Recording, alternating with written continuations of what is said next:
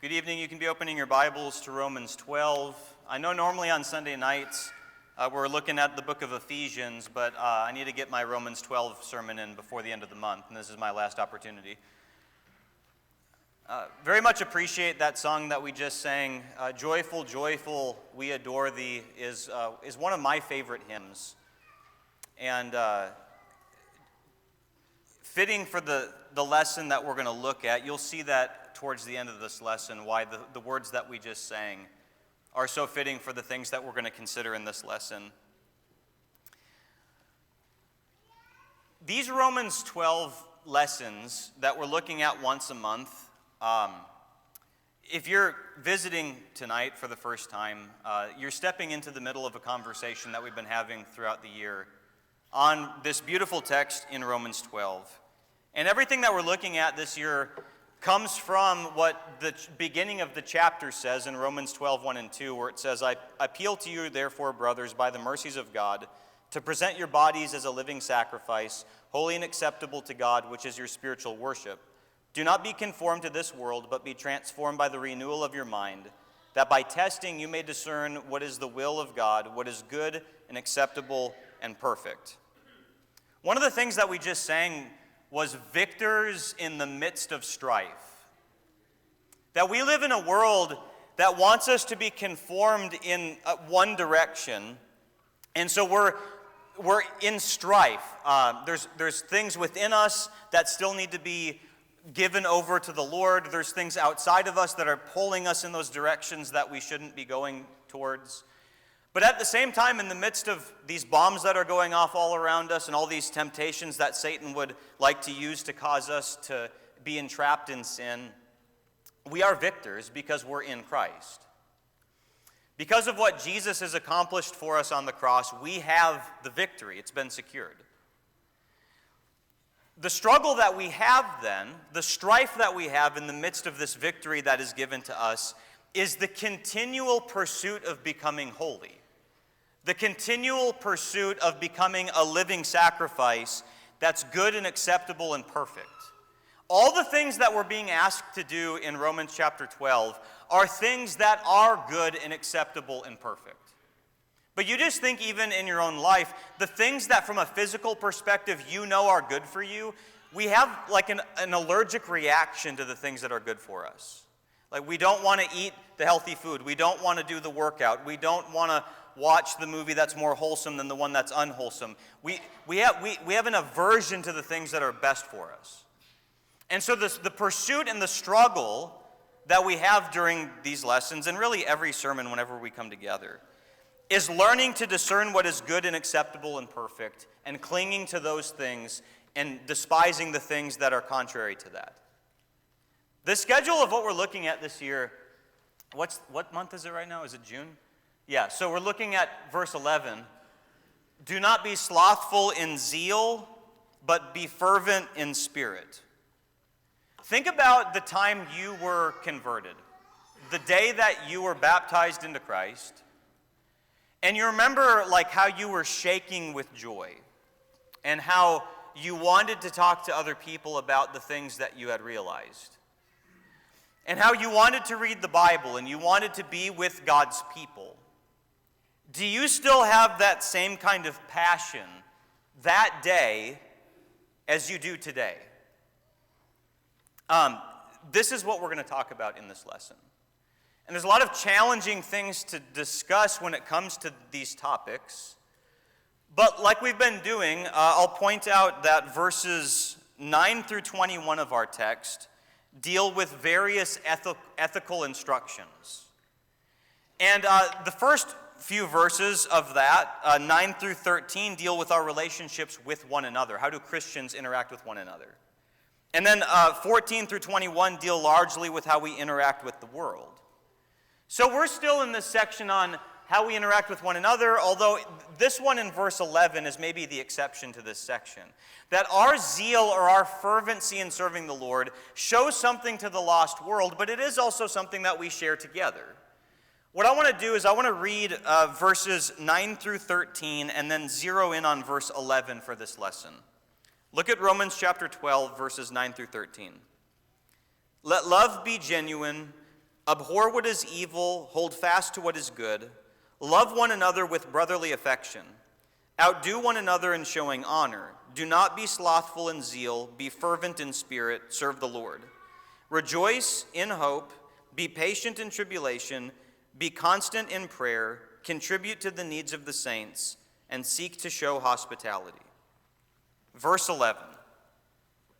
If you're slothful, if you're spiritually lazy, become fervent in spirit, serve the Lord. What is this text asking us to do? And there's different translations. We've got a lot of people here that read different translations. That's a good thing. In the New American Standard, your version would say, not lagging behind in diligence, fervent in spirit, serving the Lord. Not lagging behind. If you have the CSB, it says, do not lack diligence in zeal, be fervent in the spirit, serve the Lord. Or if you've got the King James, it says, not slothful in business, fervent in spirit, serving the Lord.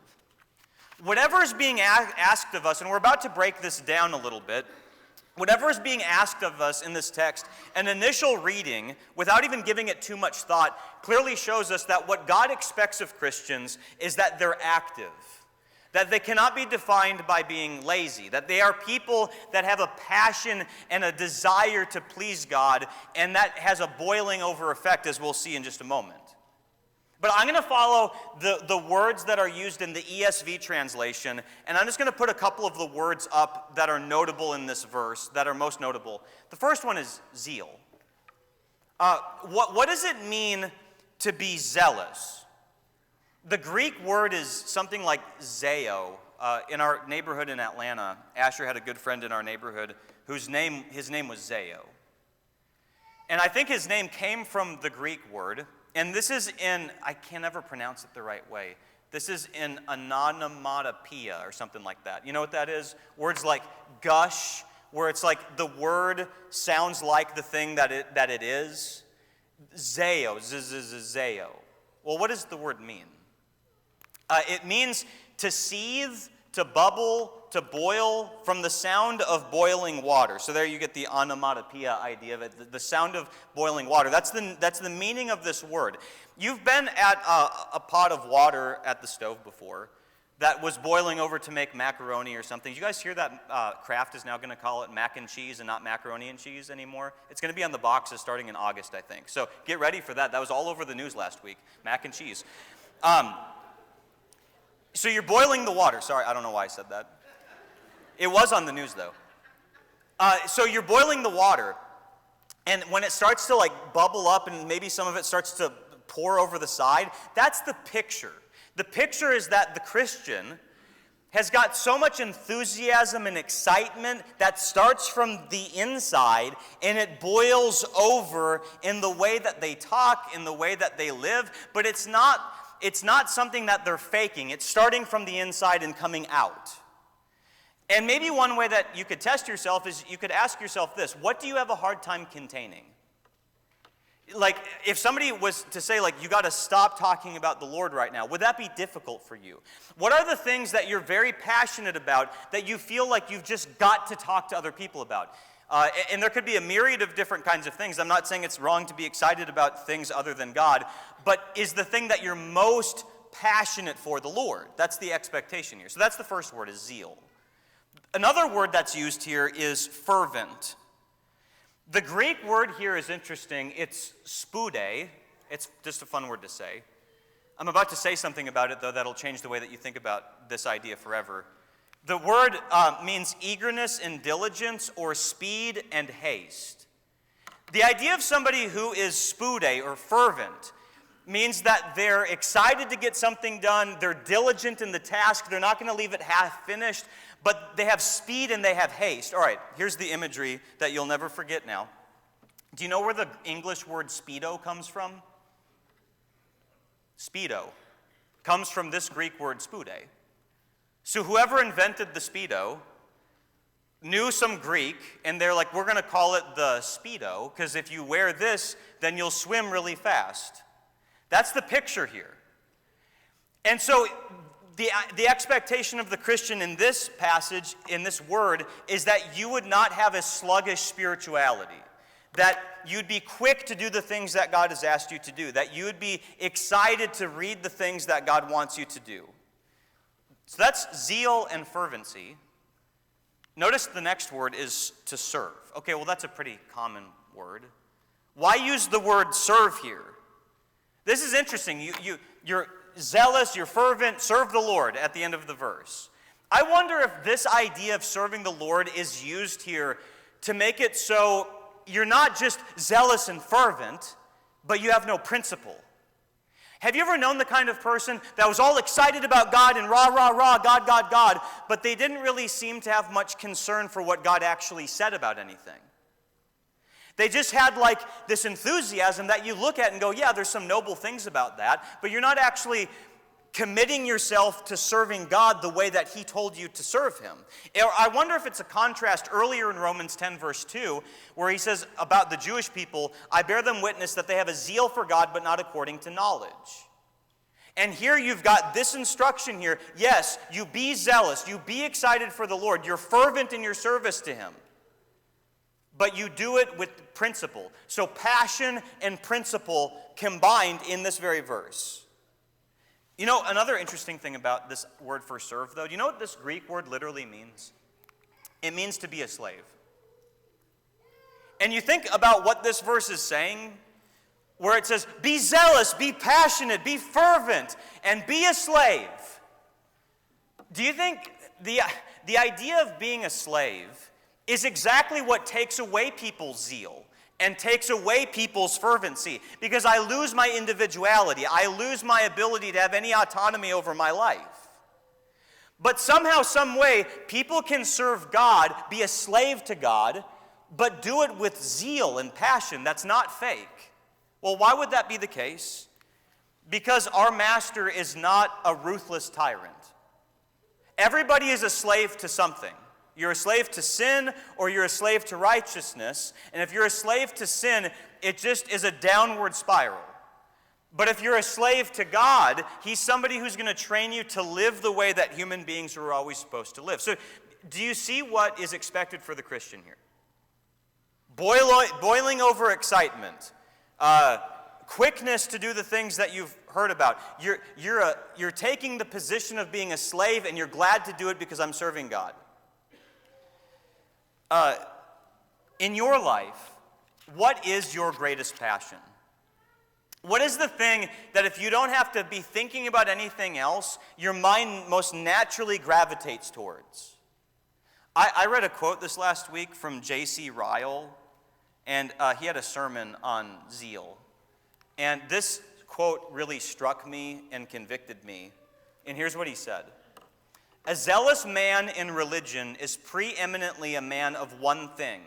It is not enough to say that he is earnest, hearty, uncompromising, thoroughgoing, wholehearted, fervent in spirit. He only sees one thing. He cares for one thing. He lives for one thing. He is swallowed up in one thing, and that one thing is to please God.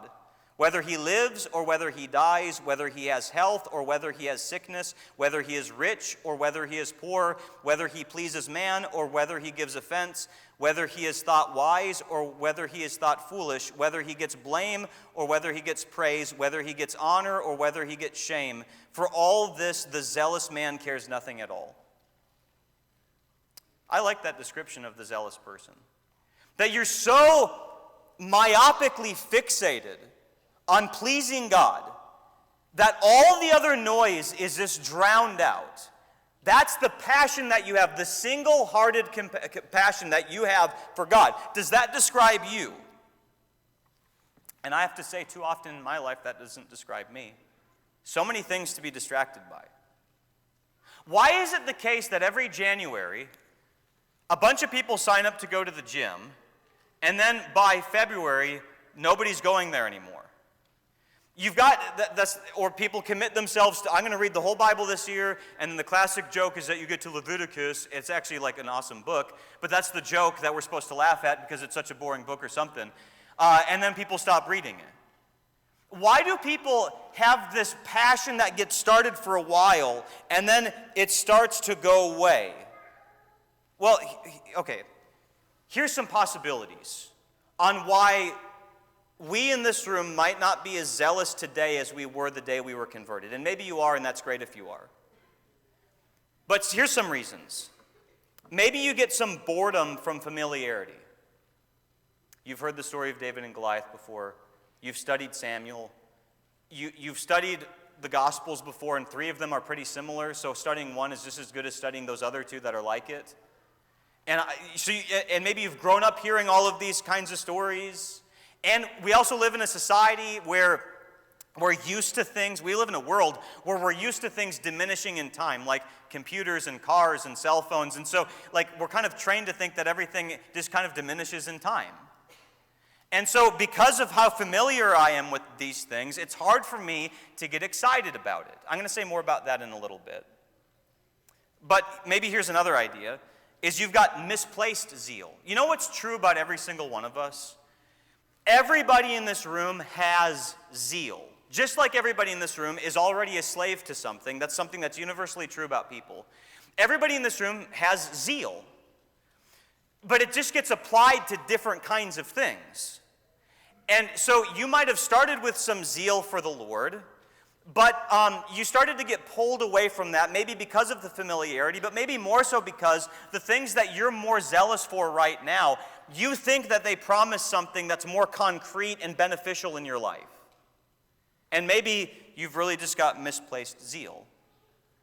And you have to shift it back to where it needs to be. Maybe you just have a misunderstanding of what zeal is. When I first became a Christian and I heard preachers talk about zeal, I always had this impression that zeal was a kind of personality. And if you don't have that kind of personality that does this kind of stuff, that you're not a zealous person. But I am. You ever thought that before? Do you want me to keep doing that? Sometimes we can think that zeal is a personality type, but it's not. I've seen some Christians that are pretty stoic people that in their personality style show zeal for God. And then I've known the other kind of person, this person, that shows zeal for God in ways that they do.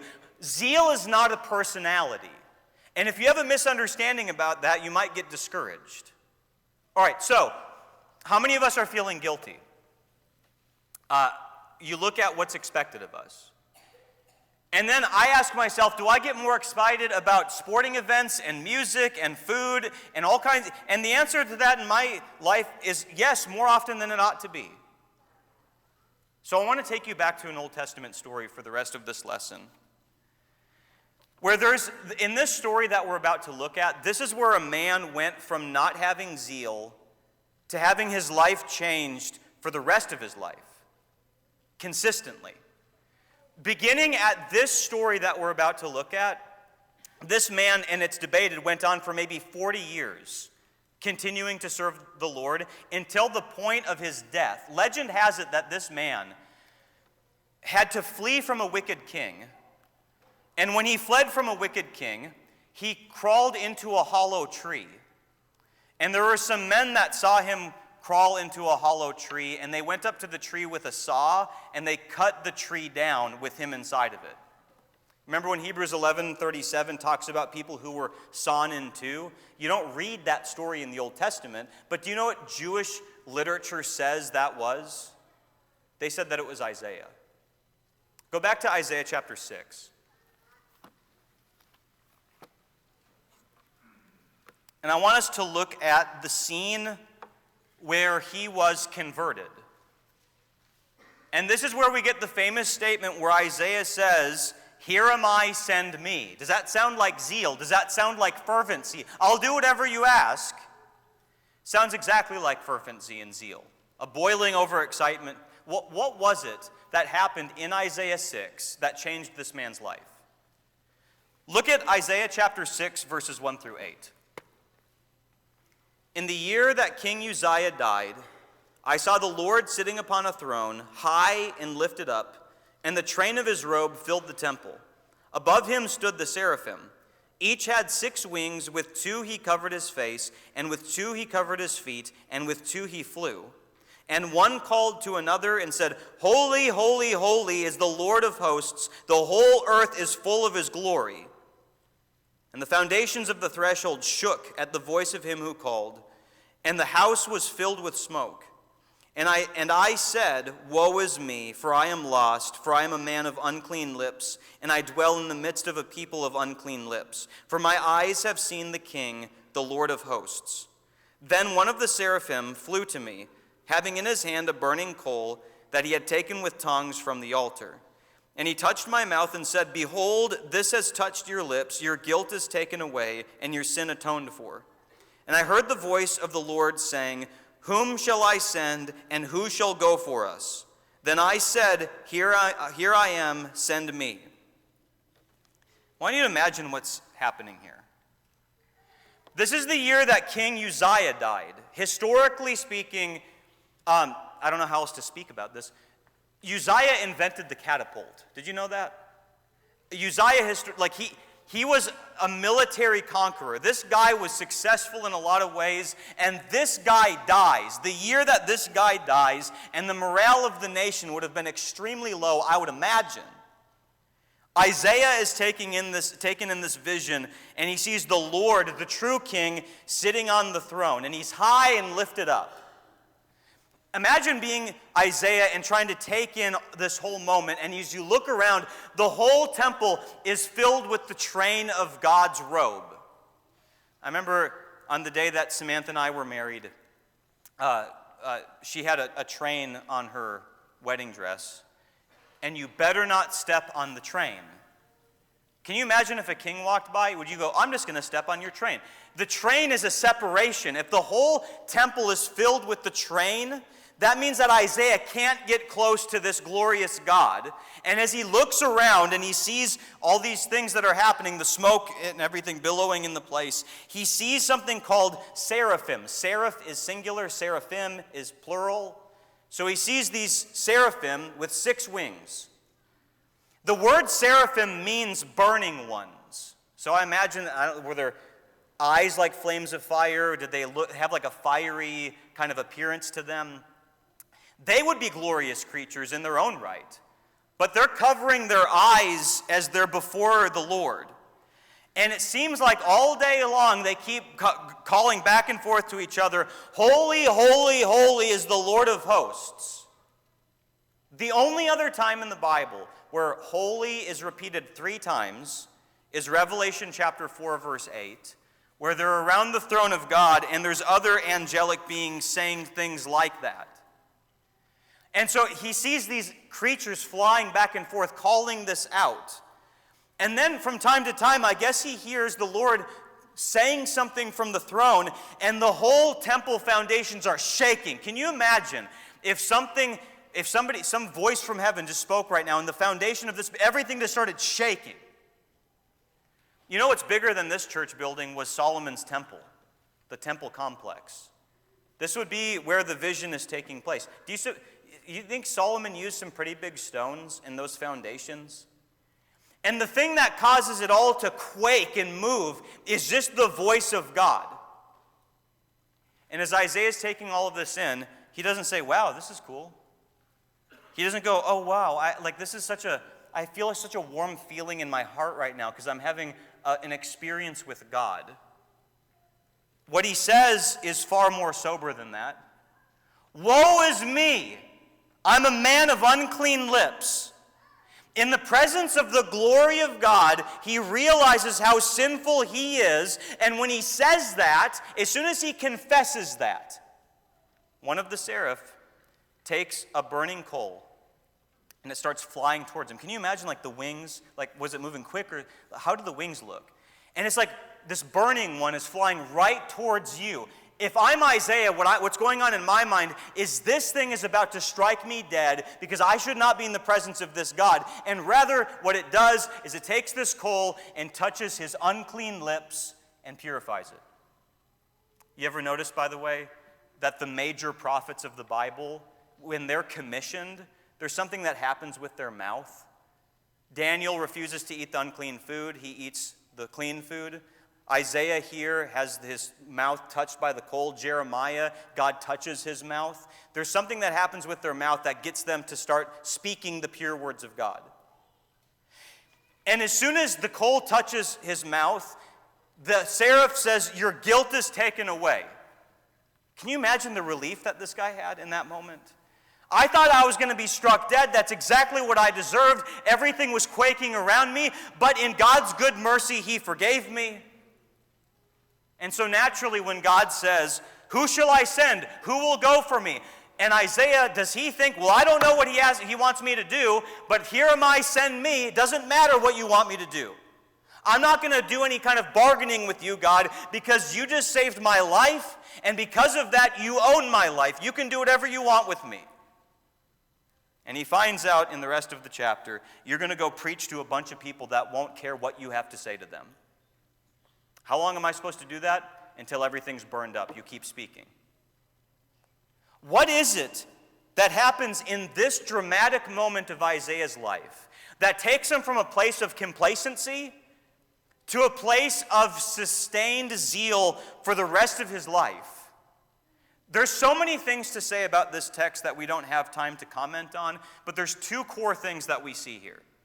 The first one is that he recognized his woeful state. And if we want to become people that would be willing to serve God to the point of being sawn in half by persecutors, if you don't remember your woeful state before God, you will never, ever have the kind of zeal that we're supposed to have.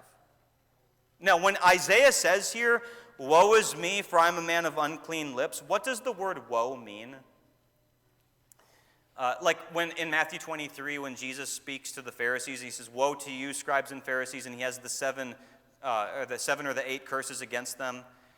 It doesn't just mean like, oh, you guys are, like really bad. What the idea of woe means, it was a word that was used at funerals.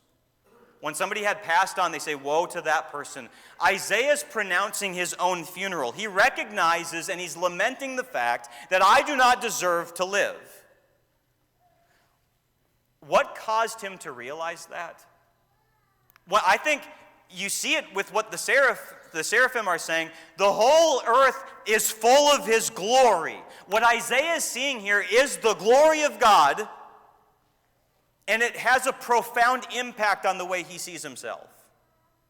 What does the word glory mean? It means heaviness or weightiness. I don't know if I've used this illustration here or not before. But growing up in Minnesota, there was sheets of ice that I grew up on a dirt driveway, and whenever the snow it would be a little bit warmer outside, there'd be pools of ice or water that had become ice in our driveway and in the divots, and I would like to go out there sometimes and just crunch and stomp on the ice. If you took a bowling ball and you dropped it on the sheet of ice, what would happen to the sheet of ice? It would crack. Why? Because the bowling ball is weightier than the ice. During the summertime, Minnesota is a land of 10,000 lakes. I would go camping a lot. And one of the things I'd like to do is skip rocks. And whenever you'd skip a rock, it would hit the water and it would ripple. Well, why would the water ripple and have that effect? Because the rock is weightier than the water. In this text, when God is in this temple that has these strong, strong foundations, and he speaks, what happens to the foundations? They're quaking because God's weightier than the foundations.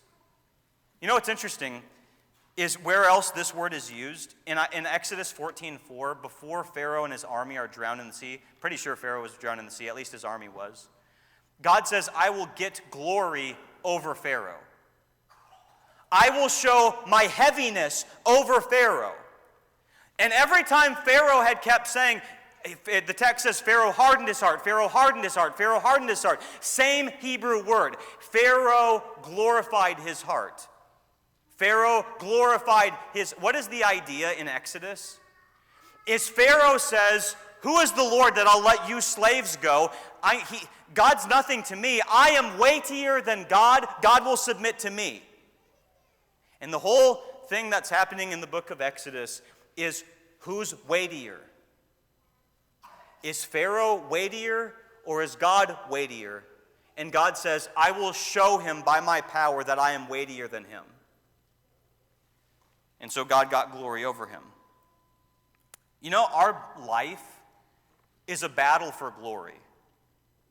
How many times have you heard something said in the Bible or in a sermon that you don't want to have to change it, you want to find some excuse to not have to live that way, and you harden you're glorifying yourself. You're saying, I know better. And what I need, is you need to see the glory of God and realize that His voice can cause you to tremble. The temple was not the only thing quaking in this story. Isaiah was quaking. Why did he finally realize these things? I have to think that his point of comparison changed. It's so easy as a default position in our life to look at other people and go, I'm not as bad as they are, or I'm about the same as they are, so I feel pretty good about myself. And if I can compare myself to other people, I can find people that I'm better than all day long in the area that I care about being better than them. And there's areas that they're surely better than me at. Isaiah here was met with the glory of God. And when he was met with the glory of God, he realized who he was. I don't know how to talk about this. But you guys know I didn't grow up in a Christian family.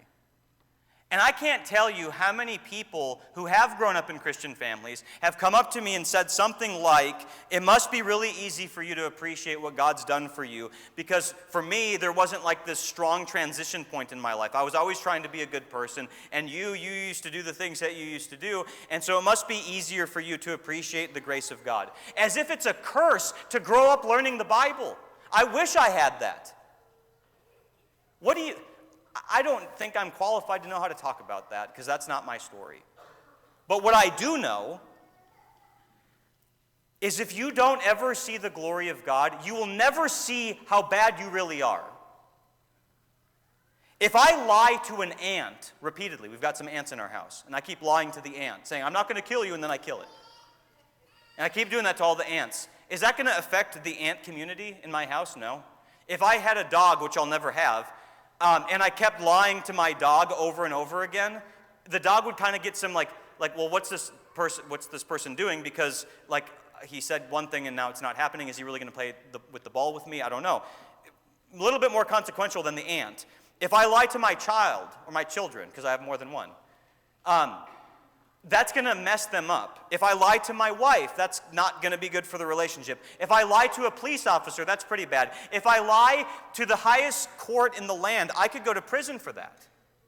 It's the same sin, but if I'm doing it against an ant, not a big deal. When I'm doing it against a high authority, now even something that might seem as mundane as unclean lips seem like a big deal.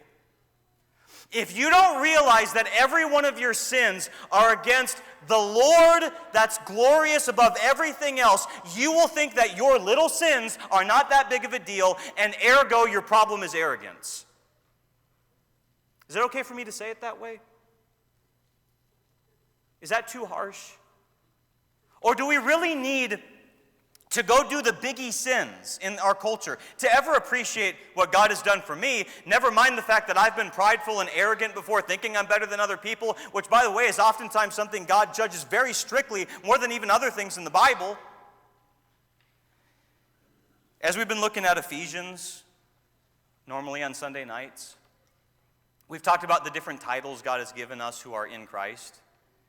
We're looking at Romans right now. Do you know what Romans 1 through 11 calls you before you were a Christian? Fools, under sin, worthless, weak, sinners, enemies, slaves to impurity. We could go on and on and on. Have you had a God quake?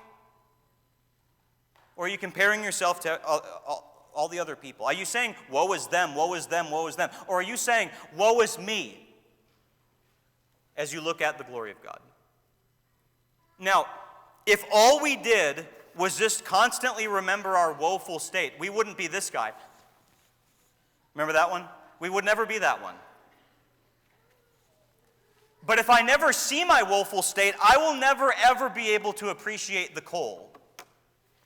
I'm using the imagery of the scene. But in this one moment, when the seraph takes the coal and touches Isaiah's mouth, This fire is purifying him. It's a vision. It didn't literally happen, I don't think. But this God who struck Lot's wife for glancing back at Sodom forgives him. God struck somebody dead for glancing at a city. Do you know that? Or in Numbers 15, there's a guy picking up sticks on the Sabbath. He's dead. Nadab and Abihu approaching God with the fire that he didn't want them. They're struck dead. There's Uzzah touching the ark. He's struck dead. That glorious God, in one moment, forgiven Isaiah. Remember the trajectory of what we're looking at in Romans? Romans 12:1. I appeal to you by the mercies of God. Every instruction from Romans 12 to 16 is spurred on by the mercies of God. From this point on in Isaiah's life, he zealously serves the Lord, and the degree to which he appreciated what God had done for him is in direct correlation to the degree he understood his own sinfulness. Let me put it this way. If you never come to terms with how unworthy you are before God, you will never appreciate what God has done for you. Let me put it in monetary terms. If I work 80 hours a week, but I get paid for 20 hours, and I get my paycheck, how am I going to feel about the paycheck? 80 hours of work, but I'm getting paid like I'm working 20 hours. How do I feel about my paycheck? Pretty grumpy about it. Because I feel like I'm owed more. If somebody just hands me $100,000, let's make it $200,000 because of inflation. They give me $200,000, and I did nothing to earn it, nothing to work for it. I'm going to be pretty appreciative for that.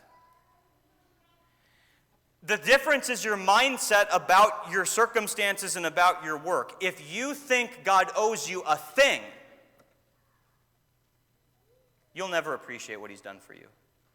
If you think you're a lot better than other people, you'll never appreciate what God has done for you. Isaiah was given a coal in this text, but we're given a cross. We're given something greater. One of the hymns that we sing sometimes, near the cross, O Lamb of God, bring its scenes before me. Help me walk from day to day with its shadows o'er me. Every day, help me to never forget this. And in the Old Testament, there's another story of somebody who tragically forgot that. There's another time in another prophet where it describes this little girl that was thrown on the side of the road.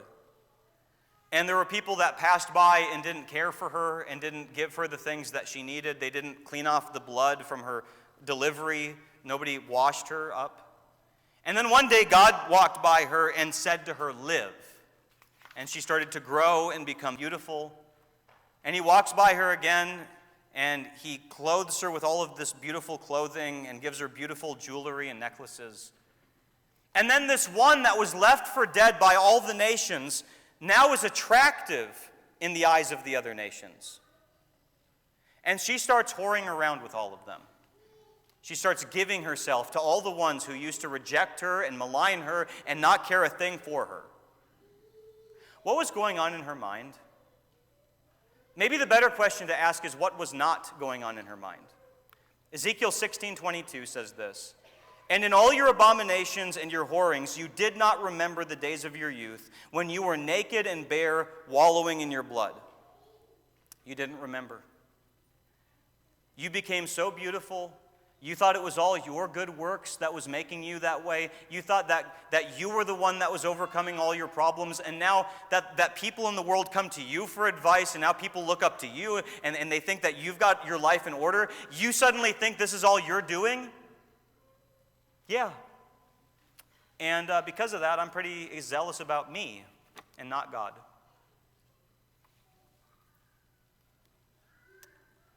Have I told you the story about the person who sent me a Facebook message saying to never forget where you came from? Did I ever tell you guys that story? When I was in Nashville training, my time of training was done, and we went on like a vacation to Minnesota for a couple weeks. Found out during the vacation that I was able to move to San Diego quicker than I thought I was going to be able to, because the preacher there found a job within the allotted time that the elders gave him time to find a job. So I was able to go quicker.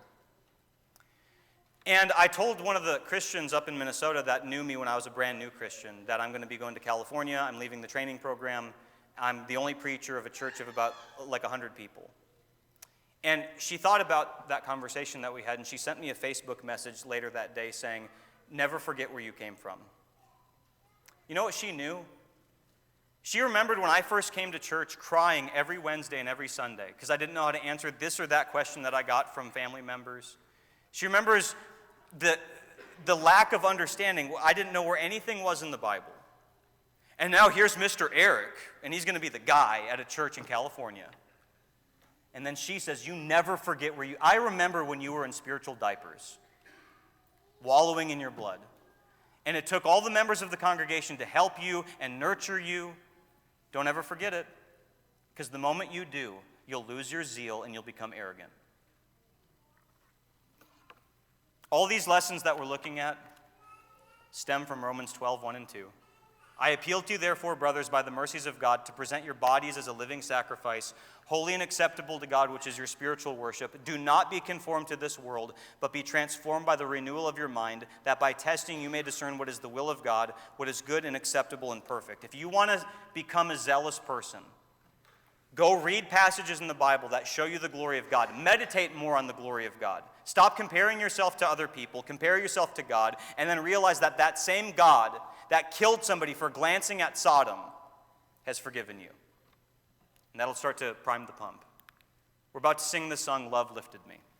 If there's anybody here tonight that needs to be lifted up in their spirits, it is the fact that you are unlovable, but God still loved you. That lifts our spirits. If there's anybody that needs any help or any encouragement, please come forward while we stand and while we sing.